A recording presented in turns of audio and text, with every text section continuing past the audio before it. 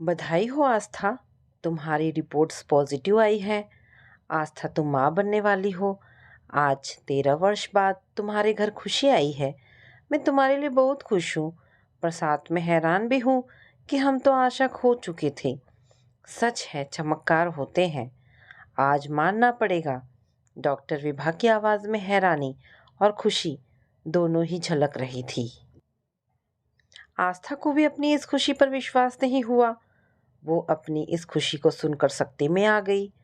उसने डॉक्टर विभा से दोबारा जानना चाहा, इसलिए पूछा, जो आपने अभी कहा डॉक्टर विभा, वो दोबारा दोहराइए। आस्था, तुम सच में मां बनने वाली हो? डॉक्टर विभा ने उसे विश्वास दिलाते हुए कहा। आस्था बार बार वही प्रश्न किए जा रही थी, जैसे वो इस बात को हर पल महसूस करना चाहती हो। डॉक्टर विभा भी उसकी हालत जानकर बार बार उसके इस सवाल का जवाब दिए जा रही थी, क्योंकि वो जानती थी कि आस्था अपने 13 सालों को इस पल में भिगोकर धो देना चाहती है। जाओ आस्था, विकास को ये गुड न्यूज़ बताओ। डॉक्टर ने आस्था को अपनी खुशी जाहिर करने के लिए कहा। आस्था उठी, डॉक्टर विभा को धन्यवाद देकर वो घर की ओर चल पड़ी। पूरे रास्ते बस डॉक्टर विभा की बातें उसके जहन में गूंज रही थी। अपनी इस खुशी में वो टैक्सी तक लेना भूल जाती है। घर की ओर पैदल ही सड़कों को नापने लगती है। अपनी सुध बुध खोते हुए जोर जोर से दरवाज़ा खटखटाने लगती है। दरवाज़ा खुलता है। अरे आस्था, तुम हांफते हुए कहाँ से आ रही हो? विकास ने दरवाज़ा खोलते हुए हैरानी से आस्था से पूछा। आस्था विकास को अपनी बाहों में समेट लेती है। अपनी अनकही खुशी बिखेरते हुए कहती है, मुझ पर लगा हुआ कलंक धुल गया विकास आज। विकास उसे संभालते हुए अंदर ले जाता है, उसे बिठाता है और फिर पूछता है, कलंक? कौन सा कलंक? तुम क्या कह रही हो? मुझे समझ में नहीं आ रहा। और तुम आ कहाँ से रही हो? आस्था ने विकास का हाथ थामा और उसके हाथ को अपने गर्भ पर रखा और कहा, महसूस करो विकास। विकास ने आस्था की आंखों में देखा। आस्था की आंखों ने उसे सब कुछ बता दिया। इतना समझते ही विकास ने आस्था को अपने गले से लगा लिया। दोनों की अगली सुबह उनके लिए एक नई जिंदगी लेकर आई थी। विकास आस्था का बहुत अच्छी तरह से ख्याल रख रहा था। हर छोटी छोटी बात पर उसकी नज़र रहती थी। सुबह के नाश्ते से लेकर रात के सोने तक वो आस्था को आराम देने की हर संभव कोशिश करता था। क्या बात है विकास, तुम तो मेरा ऐसे ख्याल रख रहे हो जैसे दुनिया में मैं पहली बार माँ बन रही हूँ। इस चक्कर में तुम 2 दिन से दफ्तर भी नहीं गए हो। अब 9 महीने की छुट्टी लेने का इरादा है क्या? आस्था ने हंसकर पूछा। हाँ, मैं कल छुट्टी के लिए एप्लीकेशन देकर आऊँगा। तुम्हें किसी बात की चिंता करने की ज़रूरत नहीं है। विकास ने आस्था के सिर पर हाथ रखते हुए कहा। आस्था ने उसकी आंखों में देखा। उसकी आंखों में अथाह समुंदर बह रहा था। क्या हुआ विकास? ज़रूर तुम्हारे दिल में कोई बात है। आस्था ने विकास के प्रति चिंतित होकर कहा। हम इस बारे में बाद में बात करेंगे, तुम अभी आराम करो। विकास ने आस्था को समझाते हुए कहा।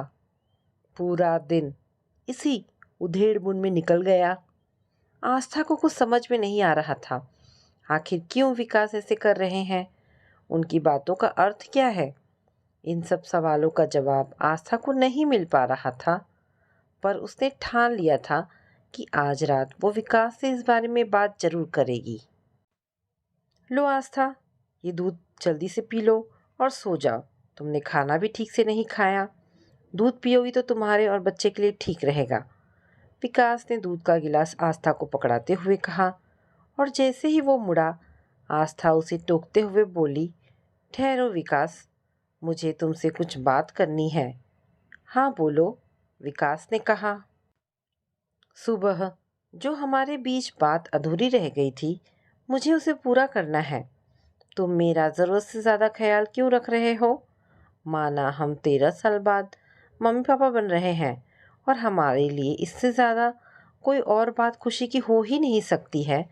पर 9 महीने की छुट्टी लेना और सुबह से शाम तक बिना पलक झपकाए मेरा ध्यान रखना, मुझे उठने भी ना देना, ये सब क्या है? आस्था ने फिक्र जताते हुए कहा। कमाल है आस्था, सारी पत्नियों को अपने पतियों से यही शिकायत रहती है कि उनके पति उनका ख्याल नहीं रखते, और एक तुम हो जो मुझे ही सुना रही हो। विकास ने मुस्कुराते हुए कहा। फिर दोबारा विकास ने आस्था को समझाते हुए कहा, देखो आस्था, मुझे तुम्हारी फिक्र है। तुम्हें किसी भी वक्त किसी भी चीज़ की ज़रूरत पड़ सकती है, और यहाँ कोई और है भी नहीं, तो किसके सहारे मैं तुम्हें छोड़कर ऑफिस चला जाऊँ? पर विकास, ये गलत है। अगर ऐसी ही बात है तो हम माँ जी को बुला लेते हैं। आस्था ने अपनी राय विकास के सामने रखी। नहीं, बस यही मैं नहीं चाहता, और मैंने इसलिए छुट्टी ली है। अब हम इस बारे में और बात नहीं करेंगे। विकास ये कहते हुए कपड़े बदलने चला गया। ये सुनते ही आस्था को सब समझ आ गया था।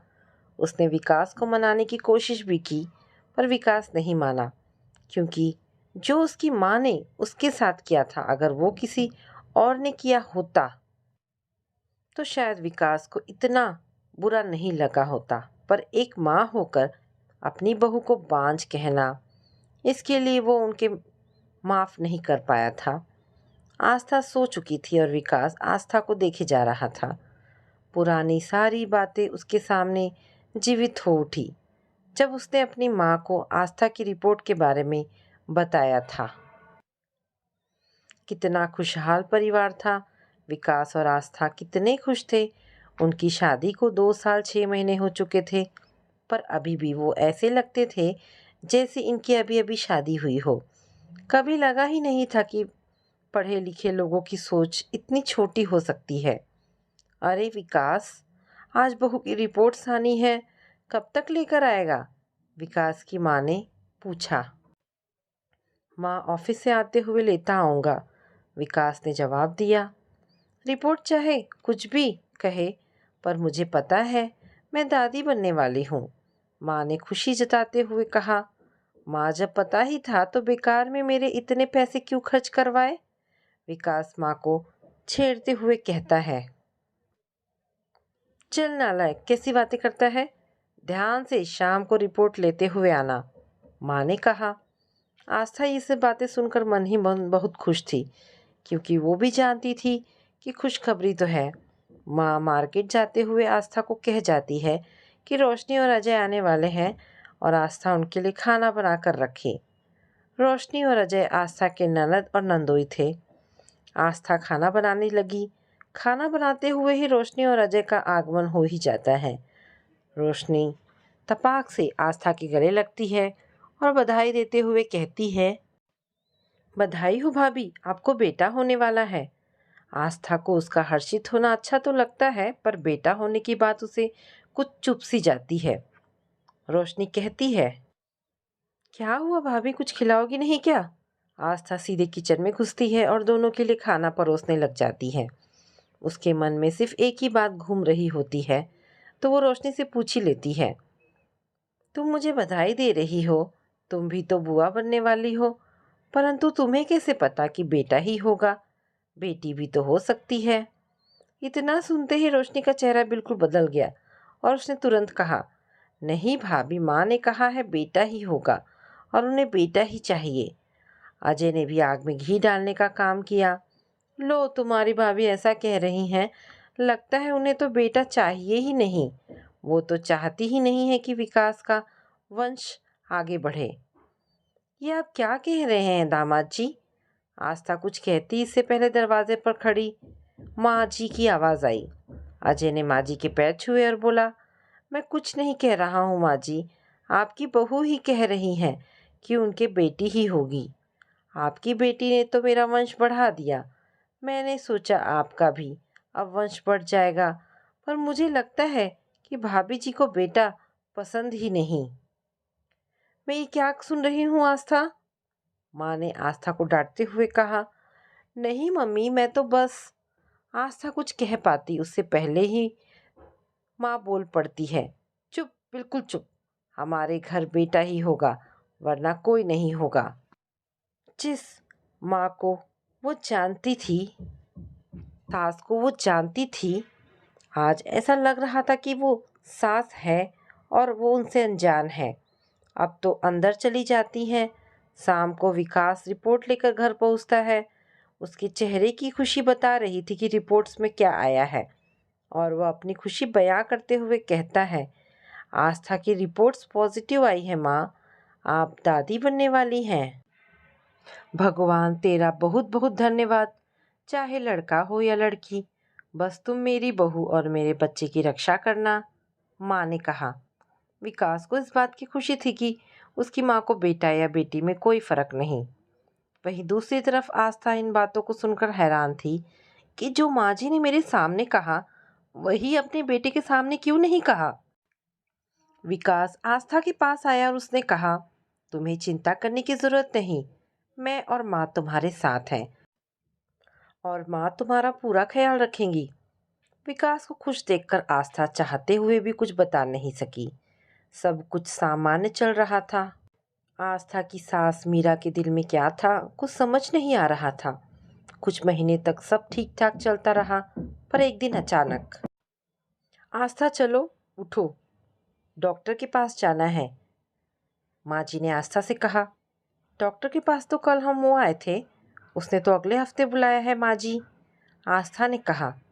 अगले हफ्ते भी चली जाना, पर चेकअप कराने अभी जाना है, माँ ने कड़क आवाज में कहा। बिना कोई सवाल किए आस्था उनके साथ चल पड़ी।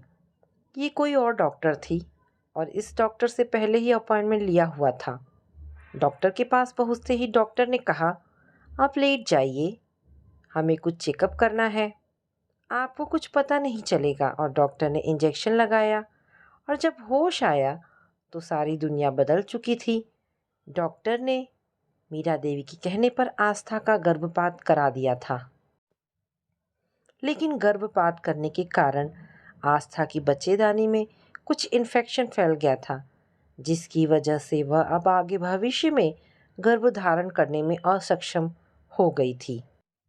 होश आने पर आस्था पर अपने अंदर कुछ बदला हुआ जरूर नजर आ रहा था। वो थकान महसूस कर रही थी और दर्द भी।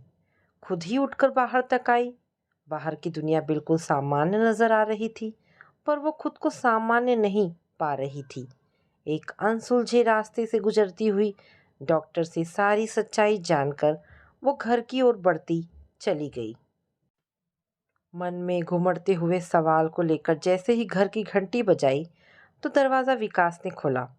विकास को देखते ही आस्था की सवालिया नजर उस पर पड़ी, जैसे पूछ रही हो, क्या तुम भी इसमें शामिल थे? आस्था, आस्था कहाँ खो गई? कब से आवाज दे रहा हूँ, विकास ने आस्था को हिलाते हुए कहा। अंदर चलिए विकास, इतना कहकर आस्था बिना कुछ कहे, बिना विकास के सवालों का जवाब दिए अंदर आ गई। अंदर आते ही विकास ने आस्था से प्यार से सिर पर हाथ रखते हुए पूछा, क्या हुआ आस्था, तुम्हारी तबीयत ठीक है ना? कोई परेशानी है क्या? हाथ पकड़ते हुए आस्था ने विकास की ओर आंखों में आंखें डालते हुए पूछा, क्या कसूर था मेरा विकास, और क्या कसूर था उसका जिसे हमारी जिंदगी में आने का पूरा हक था? बोलो, तुम्हें बेटी नहीं चाहिए थी तो कह देते, मैं उसे अकेले ही संभाल लेती, समझे? आस्था ने चिल्लाते हुए कहा। उसकी ममता फूट फूट कर बाहर निकल रही थी और विकास बिल्कुल सन्न खड़ा हुआ सारी बातें सुन रहा था, पर उसे समझ कुछ नहीं आ रहा था कि आस्था ऐसा क्यों कह रही है, उसकी ऐसी हालत क्यों है। आस्था ने विकास की ओर देखा तो पाया कि विकास खुद उसकी ओर हैरानी से देख रहा है। तब उसे समझ आया कि विकास को शायद कुछ पता ही नहीं। उसने तुरंत विकास को पूछा, विकास तुम मेरे साथ चलोगे? कहाँ आस्था, और क्यों? और तुम्हारी ये हालत मैं समझ नहीं पा रहा हूँ, आस्था ने अपने आप को संभालते हुए कहा। विकास तुम्हें याद है जब रोशनी और उनके पति घर आए थे? हाँ याद है, विकास ने कहा। तब आस्था विकास को उस दिन की सारी घटना बताती है। नहीं आस्था, तुम्हें गलतफहमी हुई है, माँ को बेटा या बेटी से कोई फर्क नहीं पड़ता है, विकास ने आस्था को समझाते हुए कहा। कोई फर्क नहीं पड़ता ना विकास, तो चलिए मेरे साथ, आस्था विकास को उसी अस्पताल में ले जाती है जहां उसकी सास मीरा चेकअप के बहाने उसे लेकर आई थी। वहां पहुंचते ही सामने से विकास की माँ आती दिखाई दी। विकास और आस्था को वहां देखते ही उनकी हवाइयां उड़ गई और कुछ ना सोचते हुए उल्टे विकास से आस्था की बुराई करते हुए कहने लगी, तेरी जिंदगी खत्म कर दी इसने बेटा। यहाँ आकर मुझे पता चला कि इसने अबॉर्शन करा लिया है। मैंने तो आपसे कुछ पूछा ही नहीं माँ, विकास ने भरी हुई आवाज से कहा। माँ ने आगे कुछ नहीं कहा। हाँ विकास, जिंदगी तो उजड़ गई है, अकेले तुम्हारी नहीं हमारी। और पता है क्यों? क्योंकि मेरी कोख में हमारी परी थी, लेकिन माँ को तो राजकुमार चाहिए था और धोखे से इन्होंने अपने ही बेटे का घर जला दिया, आस्था ने टूटे दिल से कहा। सारी हकीकत पता चलने के बाद भी विकास विश्वास नहीं कर पा रहा था। घर चलिए, घर चलकर बात करेंगे, अपने आप को समेटते हुए विकास ने कहा। उस समय इतना संयम रखना विकास के लिए तीरों की सैया पर लेटे रहने जैसा था। घर पहुंचते ही उसने आस्था को आराम से बिठाया, क्योंकि आस्था की हालत पहले से ही खराब थी, और हाथों हाथ अपनी बहन रोशनी और बहनोई अजय को भी उसने बुला लिया ताकि सारी सच्चाई सामने आ जाए। जब तक वो लोग आ नहीं गए तब तक उसने चुप्पी साध ली। दरवाजे की घंटी बजी। रोशनी और अजय दोनों एक साथ घर में दाखिल हुए। अंदाज़ा तो उन्हें भी था कि उन्हें क्यों बुलाया गया है, पर अनजान बनते हुए बोले, भैया भाभी कैसे हैं आप? चलिए, आप लोगों को हमारी याद तो आई। उनके बोलने के बाद भी सन्नाटा ही था घर में। आंधी आने से पहले की शांति को वो भाप गए थे, इसलिए खुद ही अपनी सफाई देते हुए बोल पड़े, विकास भैया, इसमें हमारी कोई गलती नहीं है, और भाभी को भी बेटे या बेटी होने से फर्क नहीं पड़ रहा था, पर माँ बेटा चाहती थी। हर वक्त यही कहती रहती थी कि बेटा ही होगा, और कभी भी मुझे पता चला कि बेटी है तो वो क्या, उसकी परछाई भी मेरे घर में कदम नहीं रख पाएगी। विकास के सामने सब दूध का दूध और पानी का पानी होता चला जा रहा था। वो सुन तो रहा था पर कोई रिएक्शन नहीं दे रहा था। इतने में बौखलाई हुई मीरा देवी खुद ही बोल पड़ी, और अब मुझे इस आस्था की भी ज़रूरत नहीं है, जो अब बीज बोने लायक ही नहीं रही, और जो ज़मीन बीज बो ही नहीं पाएगी तो उसमें फल कैसे लगेंगे। ये सुनते ही विकास के सब्र का बांध टूट गया। वो अंदर तक तो वैसे ही टूट चुका था। माँ की तरफ देखते हुए उसने कहा, माँ, तुम ये क्या कह रही हो? इसका मतलब जो कुछ हुआ वो तुम्हारी रजामंदी से हुआ? मीरा देवी कहती है, हाँ, मैं बेटी नहीं चाहती। मुझे मेरा वंश बढ़ाने वाला चाहिए, और वंश बढ़ाना तो दूर, वंश का नाम लेने लायक ये नहीं रही। आपको माँ होकर दूसरी माँ की कोख उजाड़ना सही लगता है? आपने आस्था से माँ बनने का अधिकार छीना है, जिसके कारण वो अब कभी माँ नहीं बन सकती। विकास के अंदर क्रोध, रोष, घुटन, उदासी, शून्यता सब एक साथ समा गए थे। आस्था का हाथ अपने हाथ में लेकर विकास ने जैसे ही घर की दहलीज लांघने के लिए कदम बढ़ाया, पीछे से आवाज आई, ये बांझ है और ये कलंक इसके माथे से कभी नहीं हटेगा। विकास ने बिना पीछे मुड़े बस हमेशा के लिए उस घर को छोड़ दिया। आज का दिन, कितने खुश हैं आज आस्था और मैं। विकास अतीत के पन्नों से बाहर आकर सुकून महसूस कर रहा था, और अभी भी वो आस्था के सिर पर हाथ सहला रहा था, और मन ही मन कहता है, सच में 13 साल बीत गए आस्था के साथ, पर मुझे तो कभी उसमें बांझपन का एहसास ही नहीं हुआ, और आज आस्था ने मुझे मेरी ज़िंदगी का सबसे बड़ा तोहफा देकर अपना कृतज्ञ बना दिया। आस्था, तुमने इतने साल खुशी खुशी हमारी ज़िंदगी के हर एक पल को 1000 पलों में बदल दिया। मेरे परिवार से मिली सज़ा को, उसकी परछाई को भी मेरी ज़िंदगी पर पड़ने नहीं दिया। शुक्रिया आस्था, मेरी ज़िंदगी को ज़िंदगी बनाने के लिए। विकास दिल की गहराइयों से आस्था को थैंक यू कहता है। इतने में विकास को आवाज़ सुनाई देती है, पापा। विकास चौंका। दोबारा वो आवाज़ आई, पापा। विकास चौंक कर बैठ गया, पर कोई नज़र नहीं आया। मन में यही विचार आया कि शायद कोई वहम है, पर फिर वही आवाज़, पापा, मैं यही हूँ, आपके पास, मम्मी के अंदर। आपको अपने होने का एहसास दिला रही हूँ। आप मम्मी को धन्यवाद कह रहे हैं। मैं आप दोनों को थैंक यू बोलना चाहती हूँ कि आप मुझे इस खूबसूरत दुनिया में दोबारा आने दे रहे हैं। मैं पहले भी आई थी पर आने से पहले ही बेटी होने की वजह से मेरा वजूद मिटा दिया गया। मैं आपके पास आना चाहती हूँ। आप दोनों के प्यार को अपने में समेटना चाहती हूँ। जैसे अब तक आपने मुझसे प्यार किया है वैसे हमेशा करना और ऐसे ही मुझे संभाल कर रखना। इतना सुनते ही विकास की आंखों में सुकून के आंसू छलक पड़े। उसे अपनी बेटी का एहसास हो रहा था। उसने तभी एक ओर आस्था को और दूसरी ओर से अपनी बेटी को बाहों की सुरक्षा कवच में ले लिया और कहा, मैं तुम्हारा सुरक्षा कवच हूँ और हमेशा रहूँगा। और तभी आस्था ने भी विकास के हाथ पर हाथ रखकर कहा, मैं भी।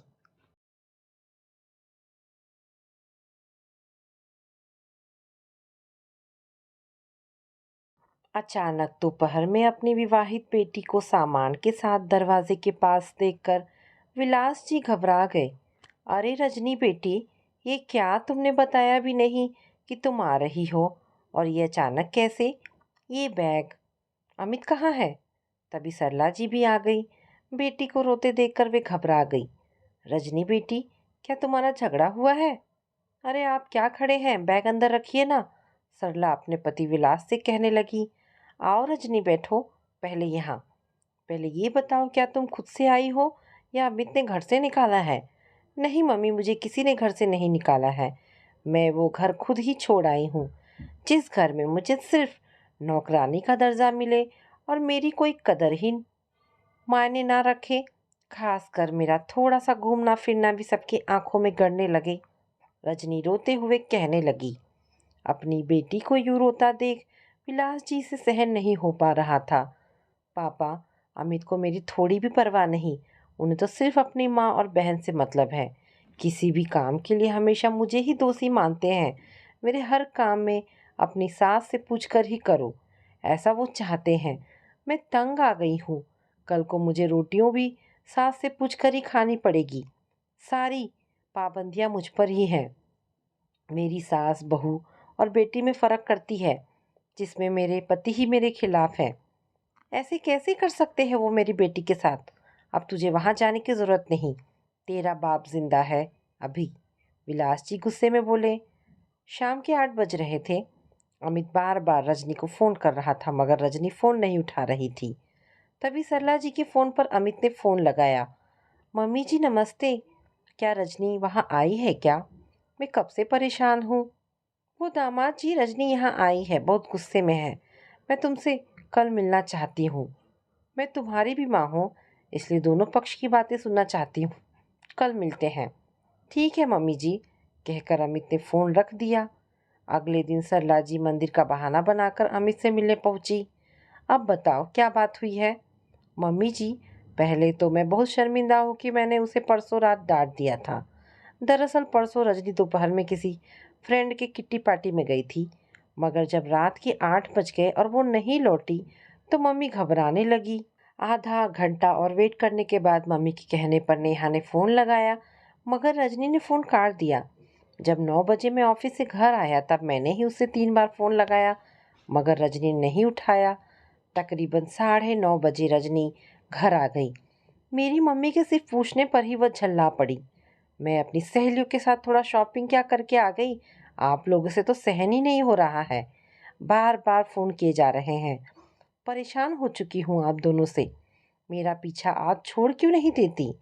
तब मैंने उसे ज़ोर से डांट दिया। बस इसी बात का बतंगड़ बना दिया है उसने। बेटा, अफसोस तो मुझे है कि रजनी अब तक तुम्हारी कीमत ना जान सकी, मगर मेरा उसे समझाना काम है। अब मैं चलती हूँ बेटा। रात के एकांत में सरला ने विलास जी से सारी बात बताई और दोनों ने बेटी को राह दिखाने का फैसला किया। सुबह सुबह ही विलास जी ने रजनी को तैयार होने को कहा। कहाँ चलना है पापा? रजनी, तुम अपनी डॉक्यूमेंट ले लो। मैंने कल ही वकील से बात किया था। वकील के पास क्यों पापा? तुम्हें तलाक के लिए? मैंने ठान लिया है कि मैं इस अमित और उसके परिवार को सबक सिखाऊंगा। घबराई रजनी एकटक पिता का चेहरा देख रही थी। पापा, इतनी जल्दी क्या है, कुछ दिन देख लेते हैं। नहीं, अब क्या देखना और समझना। पापा, मुझे तलाक नहीं चाहिए। गलती मेरी थी। वो तो मैंने अमित को सबक सिखाने के लिए ही घर छोड़ा था। एक सांस में रजनी ने कह डाला तो उसने खुद ही खिचड़ी पकाई थी। अच्छा, तो तुम मानती हो कि सारी गलती तुम्हारी ही थी और तुम हमारे सामने नाटक कर रही थी? सरला जी कहने लगी। सिर झुकाकर रजनी ने हामी भरी। वाह रजनी, तुमने तो हमारे परवरिश पर सवाल खड़ा कर दिया। वो लोग क्या सोचते होंगे कि हमने तो तुम्हें साधारण ढंग से बात करना भी नहीं सिखाया। रजनी, किसी के सीधेपन का फायदा मत उठाना। सास भी माँ ही होती है।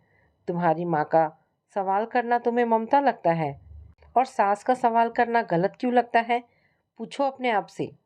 इस बार विलास जी बोले। रजनी, तुम्हें तो खुश होना चाहिए कि तुम्हें अमित जैसा पति मिला। तुम्हारी इतनी बदतमीजियों के बावजूद वो तुम्हारी परवाह करता है। संभल जाओ। पापा, मुझे माफ़ कर दो। मुझे मेरी गलती का एहसास हो गया है। मुझसे नहीं, पहले अमित और समधन जी से माफ़ी मांगो। अगर उन्होंने तुम्हें माफ़ कर दिया तो समझो तुम्हें हमारी माफ़ी मिल गई। आंखों से बहते आंसुओं को पोंछकर रजनी अमित को दोस्तों, फ़ोन ये लगाने लगी। पारिवारिक कहानी यहाँ पर समाप्त होती है। आशा करती हूँ कहानी पसंद आई होगी।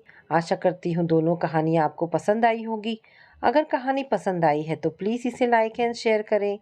धन्यवाद दोस्तों।